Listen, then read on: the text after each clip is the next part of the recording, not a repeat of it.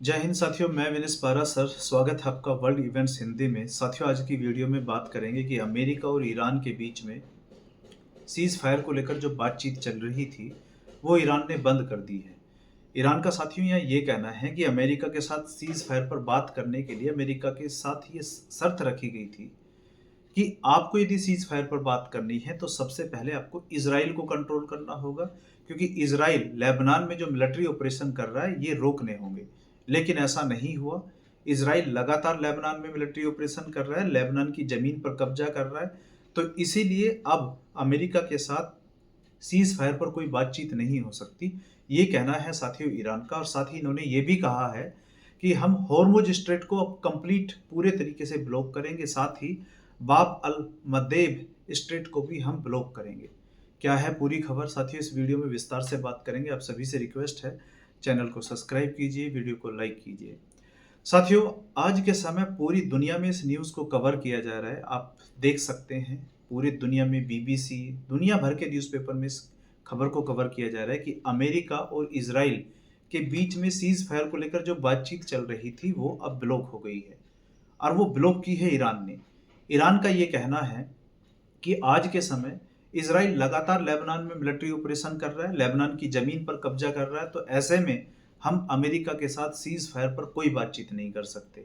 अब ये कह रहे हैं कि हम हॉर्मुज स्ट्रेट को कंप्लीट ब्लॉक करेंगे, साथ ही बाब अल मदेब स्ट्रेट को भी हम ब्लॉक करेंगे।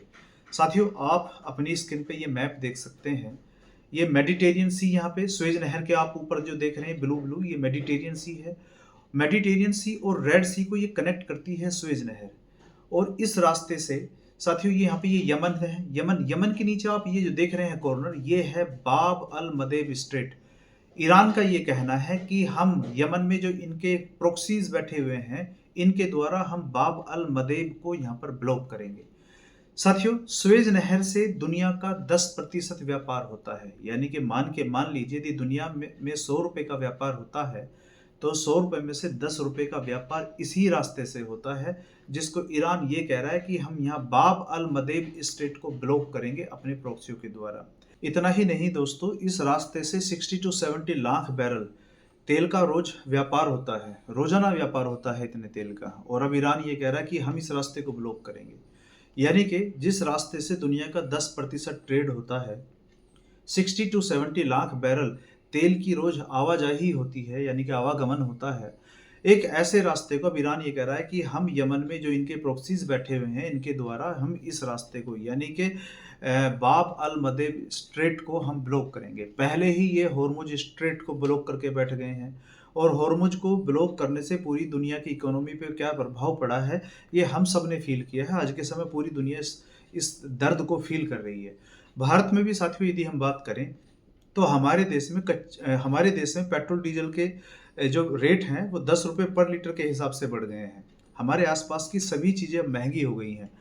ऐसे में साथियों ईरान का जो ये मूव है, पहले ही हॉर्मुज स्ट्रेट को ब्लॉक करना और अब बाब अल मदेब स्ट्रेट को ब्लॉक करना, यानी कि ये बिल्कुल ऐसे ही है कि आप दुनिया को ब्लॉक कर रहे हो, दुनिया को चौक कर रहे हो। क्योंकि लड़ाई यहाँ पर ईरान की और अमेरिका की है, इजराइल की और ईरान की है। लेकिन ईरान के प्रति अब दुनिया में जो सहानुभूति का दौर है वो ख़त्म जो हो रहा है, उसका कारण यही है कि लड़ाई अमेरिका ईरान की है। ये दोनों मिलके बैठ के अपना समझौता करें, फैसला करें। लेकिन ईरान ऐसा ना करके ईरान दूसरा रास्ता अपना रहा है। ईरान हॉर्मुज स्ट्रेट को ब्लॉक कर रहा है, और अब ये कह रहे हैं बाब अल मदेब स्ट्रेट को हम ब्लॉक कर देंगे, यानी कि जिस रास्ते से दुनिया का 10% व्यापार होता है। अब साथियों सवाल ये उठता है कि ईरान आखिरकार ऐसा कर क्यों रहा है। इसके कारण साथियों, इस कारण इसका ये है कि आज के समय इजराइल लेबनान में लगातार अपने मिलिट्री ऑपरेशन कर रहा है, और अभी रिसेंटली इजराइल ने लेबनान में ब्यू फोर्ट जो एक माउंटेन है, इस पर अपना कब्जा कर लिया है। और इस माउंटेन के आसपास की जो भी टेरिटरी है वो आज के समय वहाँ पे इजराइल की फोर्सेस जाकर बैठ गई हैं। और इस ब्लू फोर्ट माउंटेन का इतिहास साथियों 900 साल पुराना है। यदि हम इसके इतिहास की बात करें तो 1976 से 1982 यहाँ पर इस फोर्ट पर पीएलओ का कब्जा था, यानी कि फिलिस्तीन लिबरेशन ऑर्गेनाइजेशन का यहाँ पर कब्जा था। और 1982 से 2000 तक ये इजराइल की सेना के अंडर में रहा, और 2000 में इजराइल की सेना ने इसको खाली कर दिया।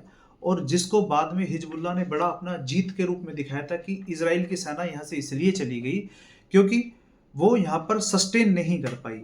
और अब 2000 से साथियों 2000 से 2026 तक यहाँ पर हिजबुल्लाह का कब्जा रहा और अब एक बार फिर से यहाँ पर इजराइल की सेना ने यहाँ पर कब्जा कर लिया है, यानी कि हिजबुल्लाह को पीछे धकेल दिया है।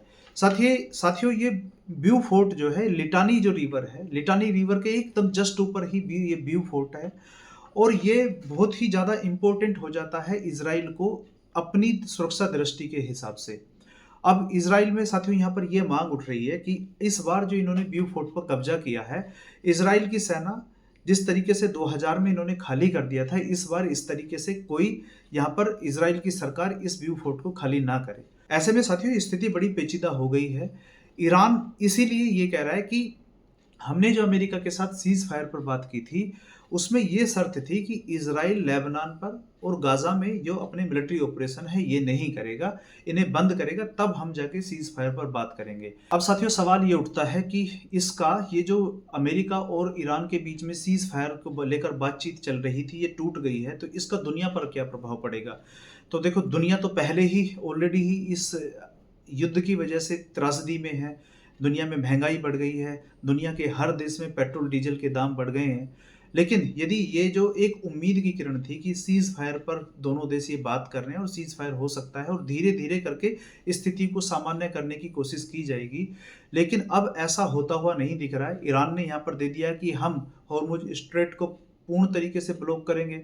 साथ ही इन्होंने ये भी कहा है कि हम बाब अल मदेव को भी हम यहाँ पर ब्लॉक करेंगे। अब आने वाले समय में ये देखना पड़ेगा कि अमेरिका और इजराइल और ईरान इन तीनों देशों के बीच में आगे आने वाले समय में क्या होता है, या ईरान अमेरिका के बीच में सीज फायर को लेकर कोई संधि होती है या नहीं होती है। क्योंकि एक बात बिल्कुल क्लियर है, क्योंकि जब तक इजराइल किसी ग्राउंड पे नहीं पहुंचता है तब तक तो यहाँ शांति की आने की कोई संभावना नहीं दिखाई देती है। तो साथियों इस वीडियो में फिलहाल इतना ही, मिलते हैं अगले वीडियो में अगले टॉपिक पर। बहुत बहुत धन्यवाद।